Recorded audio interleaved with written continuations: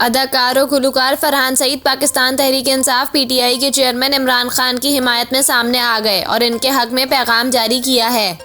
फरहान सईद ने ट्विटर पर जारी पैगाम में लिखा कि कौम के सबसे पसंदीदा और मकबूल लीडर को अपनी कौम से दूर रखने वाले सुन लें। ऐसा करने से आप इस कौम को हमेशा के लिए एक हुजूम बना देंगे। फरहान सईद ने कहा कि वो और बात है कि अगर आप चाहते ही ये हैं, लेकिन अल्लाह ने इस कौम का मुकद्दर कुछ और लिखा है, इंशाअल्लाह।